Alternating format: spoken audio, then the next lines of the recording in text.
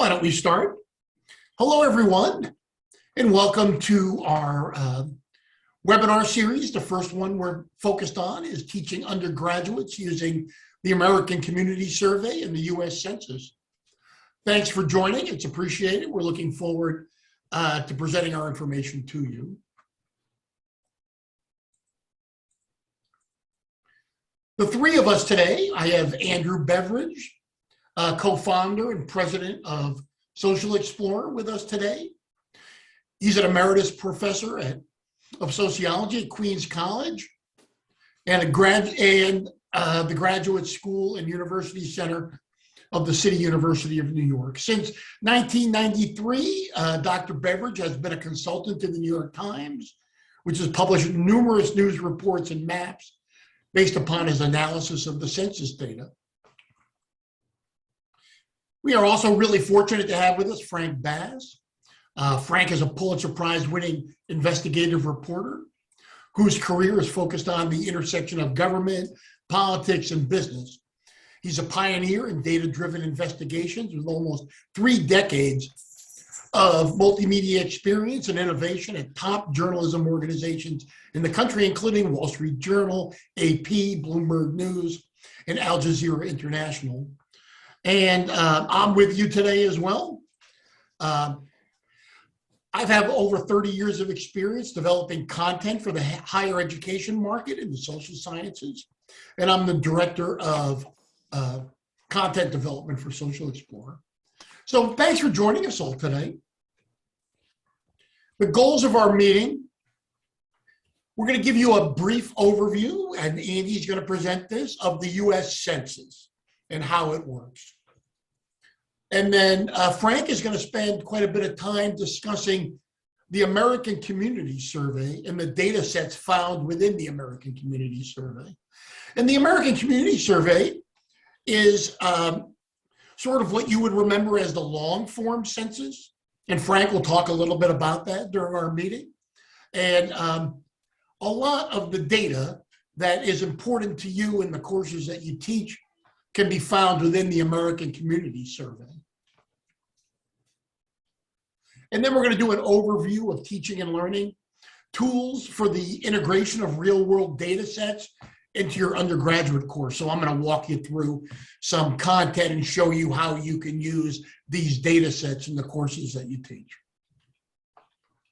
So with that, I'll also take questions at the end. So if you can save your questions for the end, I'm going to mute people as they come in, just so if you're chatting with someone or something comes up, your phone rings, we don't have to hear that. But we can take questions from you in the chat and get to them at the end, or you can ask them, unmute yourself and ask them at the end as well. So with that, I'm going to turn it over to Andy, who's going to talk about the 2020 Census and Social Explorer. Oh, thanks a lot, Jeff.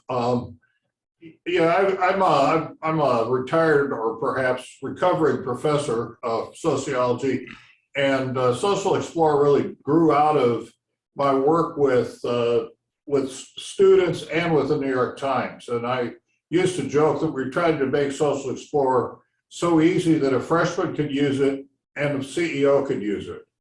And so that has been the basic idea. And when we started out, it was very difficult to link mapping data or locational data with the census. And I think one of the reasons that it kind of caught on is that we made that link explicit and easy for people to use. You can go to the next slide, Jeff. So the 24th Census of the United States was completed in October of 2020. If you've read anything in the newspaper, you realize that it was under attack in many different ways, including by our former president, Trump. And in fact, there was a whole set of articles that came out in the paper like a week or two ago. And a colleague of mine and I actually have an article that's going to appear about the games that Trump tried to play with the census. Nonetheless, it was completed. It had moved to a mode of data collection that meant that about almost 60% of the responses this year were collected by computer, which was probably a very good thing because people were stuck at home, a lot of them. And so the response rate was pretty good. We're still not clear how good the census is, but the census is mandated by the Constitution to enumerate every person in the United States. Trump was trying to sort of change that, but he was unsuccessful. And and the pandemic obviously caused really serious delays in the census. The pandemic and the census started identical week in March. It's to get data from April 1st, 2020. And of course, as everyone knows, the pandemic kind of started in the first or second week of March. And the census was also, its release was delayed because of the pandemic. And the original data for apportionment came out in April. And then the redistricted data, which is the only data that's so far been released, came out in August.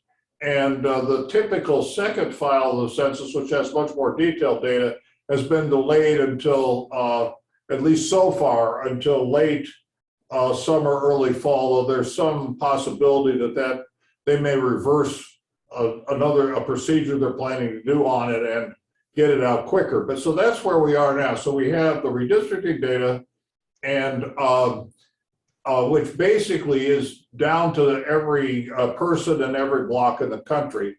And the whole idea is to collect data from every person who lives in every household and every other living situation. Obviously, for those, one of the biggest problems with this 2020 census, or one of the big problems, was the college students, because generally speaking, college students are enumerated where they are at college. The sort of the idea is that they could go home. They can get out of the dorm, so they're enumerated, but they are still enumerated there. That's their residence. Some states actually move them back. I think Kansas tries to do that. But the census itself, and one of the reasons we're going to spend a lot of time on the ACS is the census itself does not ask that many questions. Just what's your relationship to the householder, as long as you're in a household, your age, your sex, the Hispanic status, and race, and whether the housing unit is rented or owned. That's it. Then they do also ask questions of people who live in group quarters, which include, well, the big one is, two big ones are college dorms and prisons, but it also includes halfway houses, juvenile facilities, chronic care hospitals, assisted living facilities, and the like. The idea is if you're really there and you're going to stay there a long time, that's where you live, so they enumerate you there. There's a big controversy over prison enumeration, and I think now about 10 states relocate the prisoners back to their home address. And the redistricted file, even though the census doesn't ask that much, the redistricted file has only a subset of the information. And so down to the block level, which very few people use. I mean, redistrictors use it. I do some redistricting myself, but people generally don't really use the block level data. But you have population by race and Hispanic status, and you have and then you have it again for those that are 18 and above, and then you only have whether the housing unit is occupied or vacant. So it's a subset of a small set of questions. So the major use of the census is as a benchmark for the population, and it is used as the baseline for many, many surveys, or it has been in the past, both taken by the government and taken by private industry. And it's the only source of data for small areas that you can find about change. Can you flip to the next one, Jeff? Next slide, please. So basically, here's what we put up, which is really a pretty close approximation of what you find in the census. So we decided to make it very easy to figure out what the change was between 2010 and 2020 for the variables that are available. And so as you can see this is Georgia. So you can see like it shows the population change in Georgia from 2010 to 2020, shows the percent of the change and the percent of the change in terms of points, what is the composition change. So if you take a look at Hispanics, in 2010, the Hispanics were 8.8% of the Georgia population. Now they're 10.5%. That's a 31% change, or 31.6% change, but it only is a change in the composition of 1.7%. And so if you go through all of this, you can see the various changes. African Americans grew, whites declined slightly. Some of the other groups like Asians grew a lot, but their base was very small. So their change in the actual composition is not that large. So this is the kind of data that we make available. We set up a special files. We linked the 2010 data and crosswalk the geography so that people could immediately see change. And so that's what so this is kind of what you could get from the 2020 census and the way we set it up. You can go to the next slide, Jeff. And it's also possible to map it. And so this is showing the total population change in Georgia by counties, and it clearly shows that the big changes are around the Atlanta area. The blue dots show a decline. There's a few blue dots in this, and similar maps can be created for race and Hispanic groups, and maps can be created for a wide variety of census geography. So people could use this to explore, change in the state, change in their city, change wherever. Jeff, flip to the next slide. So this is actually change at a much lower granular level. This is Atlanta, and these are actually census tracts, and you can see that some of the census tracts grew and some of the census tracts declined. And so it gives you a quick picture. You can back this up with a table. So someone was going to write something about a place and how it changed between 10 and 20. This will make it quite easy. Go to the next, Jeff. And this is an example of looking at the distribution of the Hispanic population also in Georgia. And the blue is negative and the brown is positive. And you can see that there has been quite a lot of shift of the Hispanic population. Some places it's actually declined in composition, even though overall the Hispanic population has grown very, very rapidly in Georgia. So it gives you a good picture of kind of what's going on, and it allows you to kind of look below the simple picture. Go one more, Jeff. So basically, this is what we set up in Social Explorer. You can explore basic population changes between 2010 and 2020. It's quick and easy to look at those changes, and due to the delay in the release of the 2020 data, and also because of the fact that, as Frank will outline, it has a lot of variables. So there's often a bit of confusion when the census comes out, because people don't realize that it only has a few variables. So I remember when they first switched, which I believe was in 2010, people were calling me up and said, well, what about immigration? What about income? What about education? All those sorts of things. You can get that from the ACS, but not from the census. And this year there's going to be they delayed the ACS slightly, so a new ACS will come out in early March. But you can keep going down the slide, Jeff. I think there's a couple more. But and we'll put it up immediately. We're usually get it up within a week. But we have the most recent ACS in our system, which is the 15 to 19, and centers on 17. And it's probably what particularly if students start working in the early part of the term, that's what they can use. If their projects are later, the 16 to 20 one will be available. And one of its advantages is it'll be on the new 2020 geography, because when the census comes out, they always change, they redraw all of their geographies, which Frank will talk about now. So I'll stop now and Frank will now get to the real data.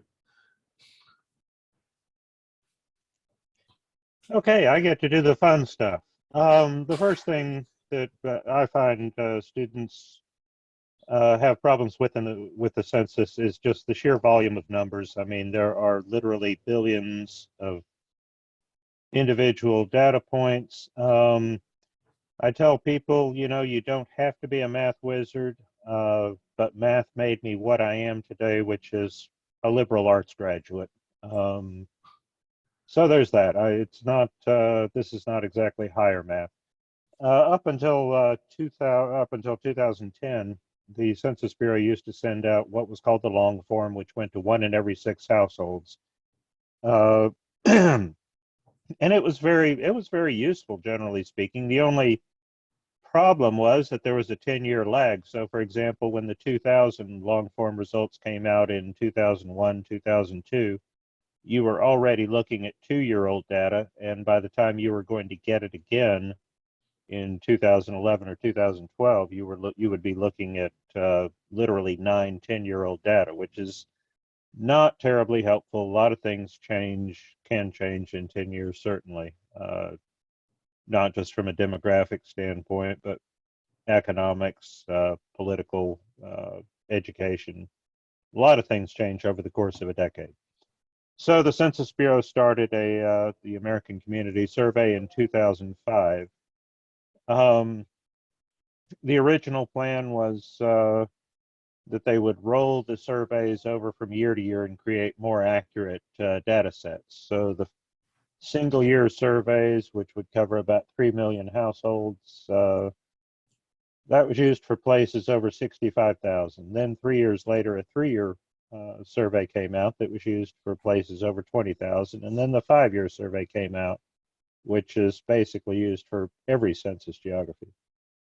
This has not been without controversy. Most of it is pure political silliness. You know, one of the questions the Census Bureau asks is the presence of plumbing facilities, which some politicians took to mean that they were literally invading people's bathrooms. Not the case. Every question on the American Community Survey is run through the Federal Register, vetted, and there is a legal reason for all of those. Just to throw it in there right now before anyone asks, religion is not a question on the American Community Survey. That's done by an individual nonprofit, I believe. So it's been very helpful. The 3-year survey was scrapped in, I believe, 2015, 2016. The 1-year release didn't come out this year because of COVID, and as Andy said, the 5-year release has been postponed. So I mentioned that there are legal requirements for all these questions. They are used to guide about $1.5 trillion in annual federal spending. Everything from how are we going to give Title I money to schools, to where are we going to kick into state transportation departments for roads. And again, I can't emphasize enough how much better a lot of people's lives have become when this was changed to an annual release instead of a decennial release. The other thing I want to mention about the 3.5 million households is if you look at your average political survey, we've all seen them. This survey was taken November 1st, a survey of 150 registered Republican adults. Well, this is 3.5 million households annually. So you're getting a little bit higher quality. Let you do the math, 350,000 times more people, or 335,000 times more people. I did say I wasn't great at math, right? The annual surveys are rolled into, again, a 5-year average every year, so the number is really smoothed out. The other great advantage of the ACS is that the questions can be changed. I mean, when it came out in 2005, no one even remotely considered the idea of asking people about internet accessibility. Country of origin became much more of an issue. Certainly the war on terror helped that. Telephone service, that's probably one that's going to drop pretty soon because landlines. Health insurance has always been a question, and that one is refined pretty much every few years. And then occupations. There are some occupations, solar panel installer that were not mentioned in 2005 that are now. So it is an extremely useful and flexible survey. Now, it is a survey, so that means there are margins of error. So even with 3.5 million households, trying to track down, say, the number of people born in Columbia living in a census tract, which is a geographical unit of about 3,500 people, that's going to be a little bit tough. And it is entirely possible sometimes that you might come up with negative numbers. But my guess is for most undergraduates, they're going to be focused on state, county, place, and decent sized place at that, so probably not that big a problem. Now, the population counts are based on annual population estimates rather than the actual census, although, of course, the population estimates are based on the latest available census data. We're just going to have to see how that works out with the changes in the decennial census. The downside is when you're looking at 5-year results, say in another couple of years, we'll be looking at 2018 to 2022 ACS results. That will capture some, but not all of the pandemic craziness demographically. So that's just something to keep in mind. I think you see it a little bit with the 2005, 2009 things like household income and income inequality. You look at that and then you think, oh, well, that's not too bad. But then if you compare it to 2015, 19, you think, geez, what happened? Nothing good. So I want to mention geography real quickly. Something that really throws a lot of people off, but is very simple. I'd refer you to this graphic, which has helped me on many occasions. The census block, the atom of the census, maybe in a lot of places, it literally is a block, about 500 people. Block groups, slightly larger. Census tracts probably correlate as close as anything to neighborhoods. Although they don't follow standard local neighborhood nomenclature. For example, the Upper West Side of New York City, I think, is 2 or 3 census tracts, maybe more. So for neighborhoods, sometimes you have to kind of smooch the numbers together. Everybody knows county, state, and nation. The other thing that I would point out is zip code tabulation areas. Nobody knows their census tract number, but everybody knows their zip code. It's a fairly useful bit of census geography. The one thing is that the Census Bureau uses what are called zip code tabulation areas, which are as precise to zip code boundaries as you can get, but zip codes are not really spatial geographies. They're postal delivery routes within a space. So not really the same thing, but close enough for government work. And of course, also you've got school districts, congressional districts, state legislative districts. The other thing that I just want to point out real quickly is places, cities and towns. They will fall within state boundaries, but not necessarily county boundaries. I mean, some cities are run through 3 or 4 different counties. Some cities are counties, but they're not necessarily one and the same. So the geography is, it can take a little bit of getting used to, but again, once you have this diagram kind of imprinted on your brain, it's almost second nature. So let's, excuse me, look at the data now. The other really hugely useful thing about the census is you're not just looking at individual categories. For example, you can look at the Hispanic population, you can look at the the median household income for a region or area, and you can look at whether the percentage of the population that owns or rents their houses in an area. But the ACS allows you to cross-reference a lot of this to the extent where you can look at, for example, the number of the percentage of Hispanics in a given region who are renting their home who earn less than $25,000 a year. So very useful stuff, and you can go even deeper down the rabbit hole than that, but that's kind of beyond the scope of this particular discussion.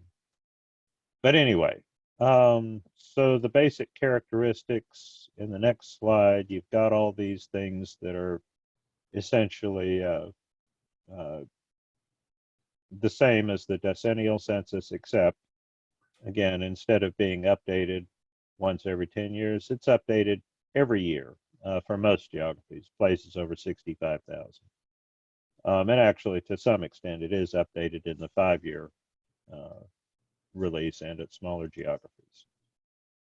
So this is, for example, what we might look at. This next slide is what we might look at in Social Explorer. Very simple map, just the population density for counties.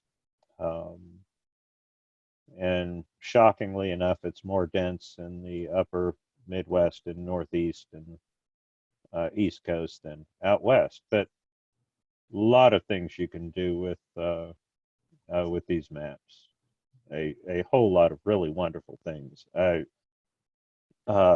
think the 2000 census, I headed up the effort for the Associated Press to put that online for members and clients.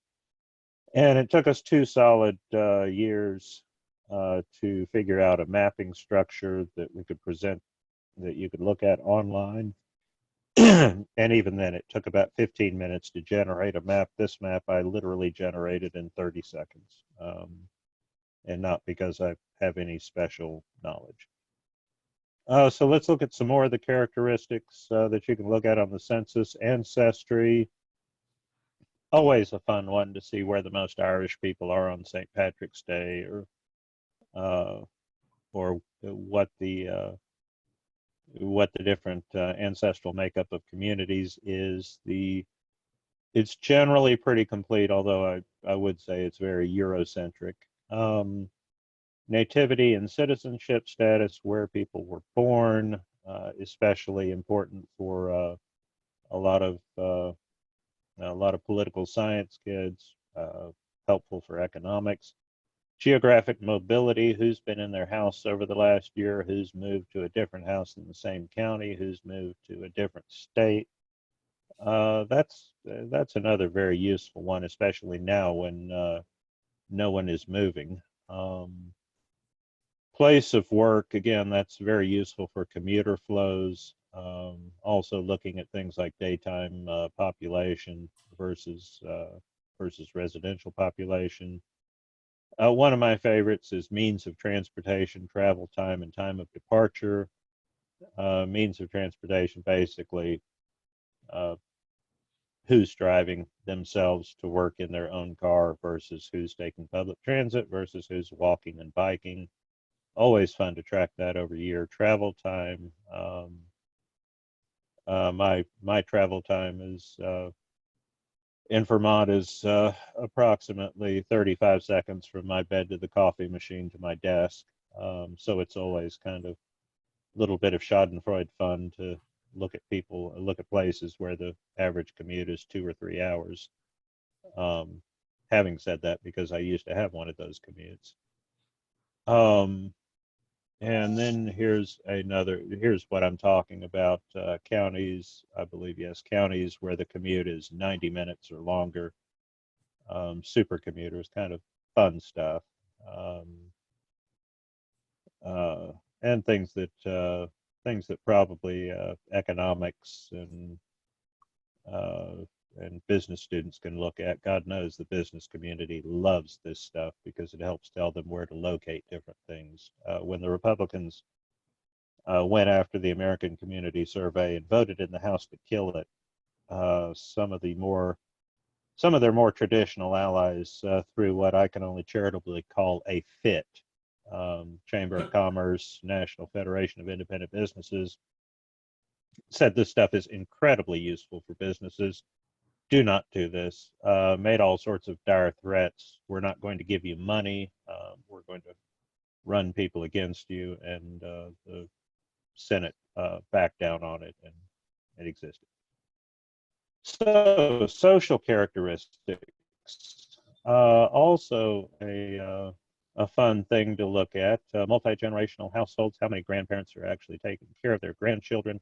I can tell you it is a thing. Marital status, married, divorced, separated, widowed. Always, it was a traditional, fun newspaper story to look at where the most single men and single women were and look at those ratios, until someone figured out that generally the place with the highest availability of single men was a community that included the Pelican Bay maximum security prison. So, yeah, I've got to be a little bit careful with these sorts of things. School enrollment,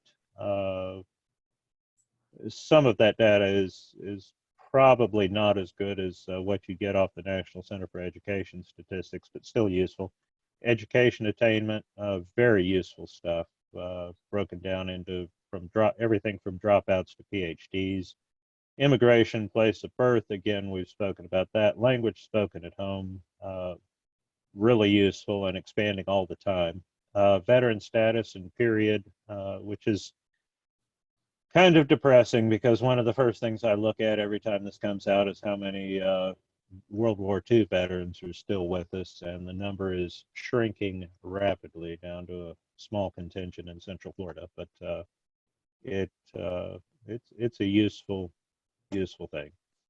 So the next slide, as you can tell, here's how this kind of looks, a fairly simplified version.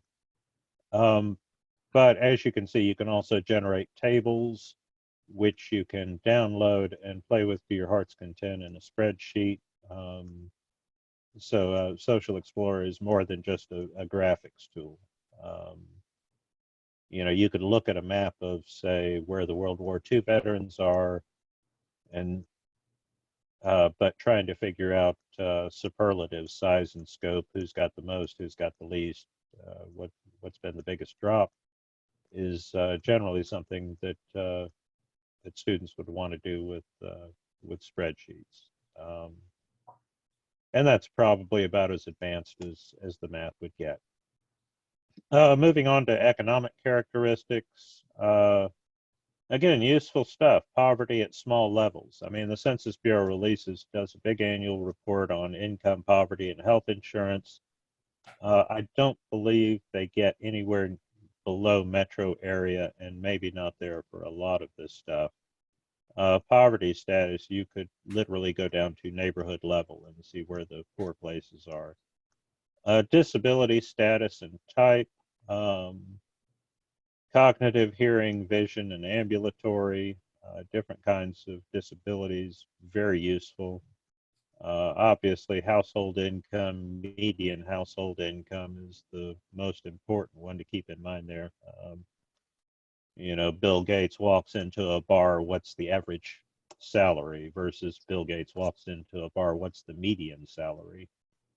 Sources of income, another useful one, certainly for economics and business students, who's living off Social Security, who's living off retirements, who's maybe not living off wages. One of my favorites is the Gini Index, which is a measure of the gap between rich and poor. 0 means all income is evenly distributed. 1 means one person has all the income. In the US, I think the Gini overall is about 0.53, something like that. So I believe we are on a par with Botswana and Colombia for income inequality. Again, you can measure that down to very, very low geographic levels. Who's getting benefits? Food stamps, supplemental Social Security, or direct benefits. useful stuff. Employment status, always fun to look at occupations. If I were an undergrad and had access to this tool, I don't know that I would have started out in journalism. My favorite use of this is looking at the gap by occupation between men and women. And it turns out the gap is highest in financial occupations, Wall Street type jobs. And if women want to make a living on Wall Street, their best opportunity for exceeding the average pay of men is to open a shoe shine stand. So this stuff is, again, fun. And of course, health insurance, which they very helpfully break down to private, employer, or public, i.e. exchange. And then I'm trying to remember what this next slide, oh, this is the Gini Index in Chicago. If you know anything about Chicago, it's somewhat intuitive that your greatest gap between rich and poor would be along the lake shore. But this stuff is very helpful and useful and good grist for an awful lot of disciplines, ranging from geography to political science to history to economics and finance. So the final big category is housing, which is again interesting stuff. Vacancy status, which is a bit of a proxy for second home ownership. Living in southern Vermont, I can tell you it's definitely a thing. The number of units in the structure, the mortgage and rent costs, heating fuel type, always fun to see where people are heating with wood versus where people are heating with oil,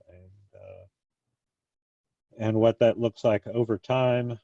Plumbing and kitchen facilities, I mentioned. Home value, slightly problematic in that it's self-reported. And with the market being what the market is, I would, for example, have zero idea of what my home is worth. A lot, I hope. But then we have group quarters, prisons, nursing homes, institutional facilities, and finally, internet and computer access. Certainly not a question that was on the original American Community Survey. I believe it started coming out about 3 years ago or so.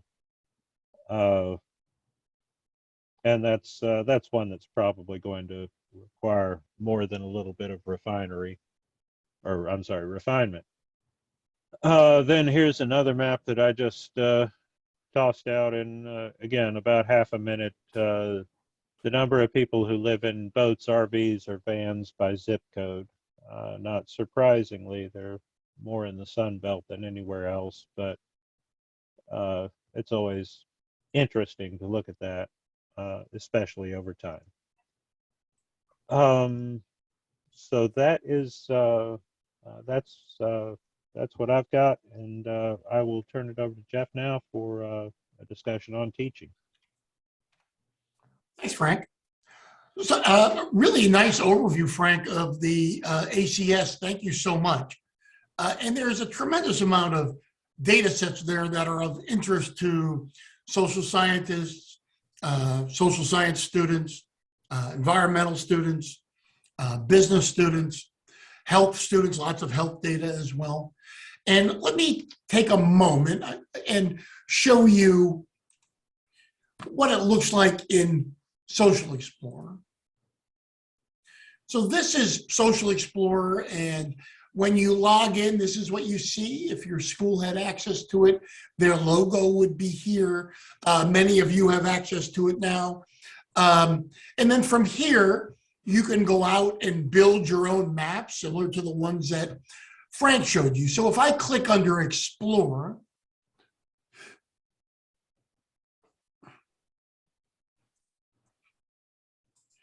here, I originally just come to an ACS map of population density. We all just learned about ACS and what it means and what it is. And so from here, I can go in and change the data in two ways. I can look at data by these categories, say age was one, And then from here, I have all these ACS categories that Frank was talking about. Total population that's less than 5 years, less than 45 years, less than 65 years. If I click that, you can see that, you know, from a national perspective, that's pretty much the same. But as you drill in, you can see that there are some changes taking place. So if I wanted to go in and change the data to, let's say, more than 65 years, which I think is a little better, you can now see, you know, once you drill in, the difference between counties. And you can see here also what Frank talked about. All of these county levels are available, all of these geographic levels are available for all of these ACS data sets, from country down to legislative districts. Also, when you go in under change data, you can see by year. You can pick the year that you're interested in a data set. Say you wanted to do some comparisons from the 70s. I click on the 70s.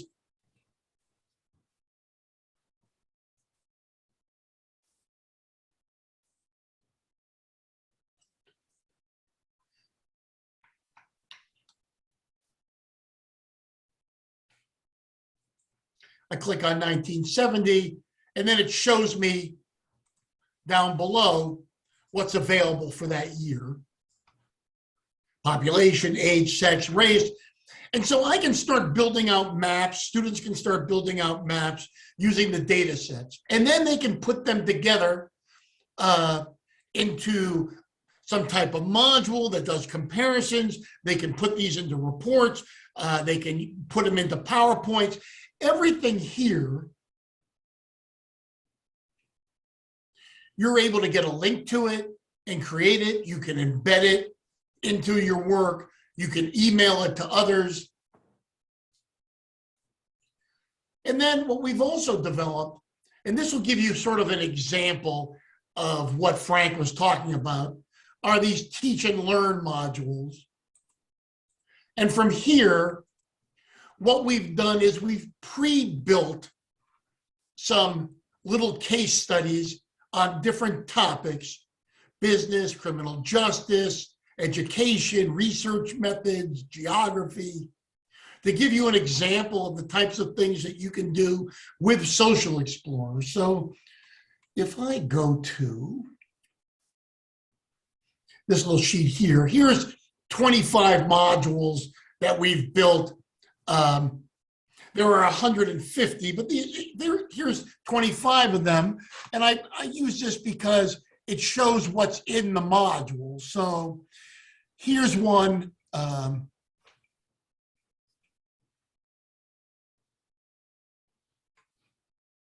Focused on the presidential election. That's looking at a focus on Democratic turnout. So we've built this activity using Social Explorer and ACS data, and it comes off as sort of a short lecture that students can look at or use or modify as they see fit. So this is the one on Democratic vote. There's content on the left here that students read.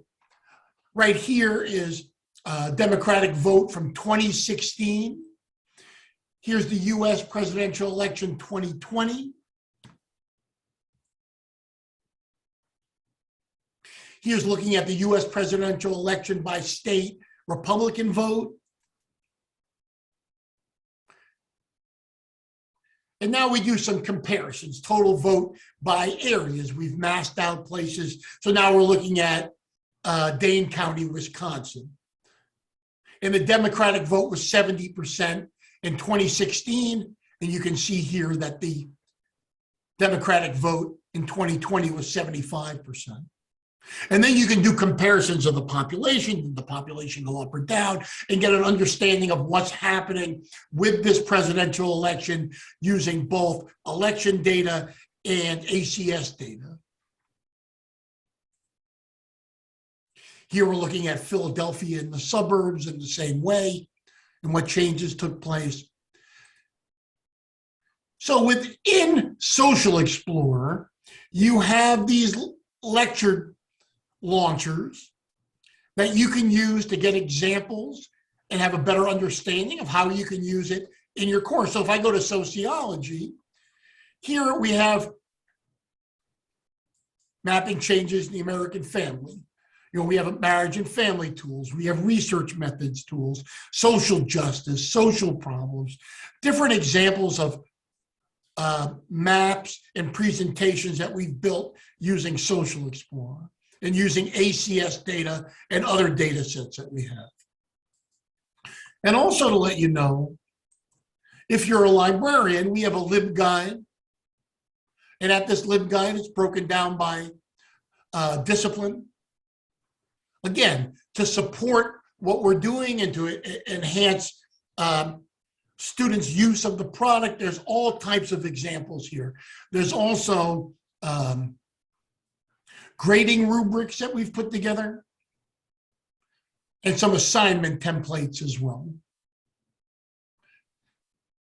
And so we built this out with the ACS data and built out these examples as a way to show students and faculty and library staff how to use the product in the classroom. So with that, what I'd like to do is just open it up. I don't know if anybody has any questions for Frank or Andy. You can use the chat or you can take yourself off mute and ask them. If anybody has a question, please jump right in.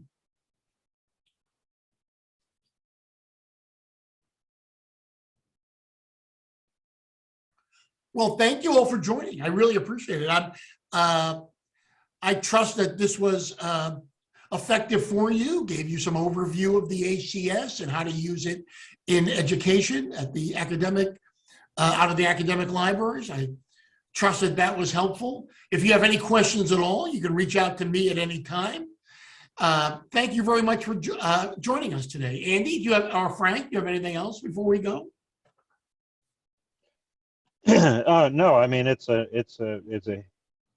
heinous amount of material to cover. Like I said, literally billions of data points. So good on everybody for having absorbed all this fire hose of demographic information. And please feel free to reach out to us if you have any questions. Thanks, Frank. And thanks, Andy. I think Frank's comment about commuting, I sort of picked up on. I remember at one point, based on some projects we've done with the Times, I got a call from an entrepreneur, and he had developed he was developing basically an apron that you could use when you drive to eat. And so he wanted information on all of the long, like which places had the longest commute. So, and particularly the ones that had the 90-minute commutes that Frank was talking about, so he could aim his sales at those places. So it does show you how sort of like the oddities that you can use these data for. Like Frank was talking about plumbing, and the question about plumbing, one of the things that happened with plumbing is they couldn't find, they found very few houses with incomplete plumbing. And I remember we did a project on this, and it turned out that they were in weird situations where they couldn't really get the water to run the right direction. So that's why they didn't have, why they possibly had a bath, like an outhouse. So there's, you can look at things sort of like the general broad brush stuff, but sometimes sometimes they're very well highlighted by some of the things that Jeff was showing, where you have specific examples, like Dane County, which is where I grew up. They became much more Democrat between 16 and 20. And my guess is, Madison, when I grew up in Madison, it was jokingly referred to as the People's Republic of Madison. And my guess is that some of that is continuous because it's obviously got more polarized when Trump ran for his second term. So things like that are really there. And what we were trying to do with socialist law is to have the tools so you can look for that sort of thing. And so I'm glad that everybody participated, and I hope that more and more people use this tool, and that's all I would want to say today. Thanks, Andy. Well, thank you everyone for joining. Have a great rest of the week, and I will follow up as well with everyone afterwards. And yes, you can have access to the recorded workshop. I'm going to put that all together and send it out to everyone. So thank you very much for joining. It's appreciated.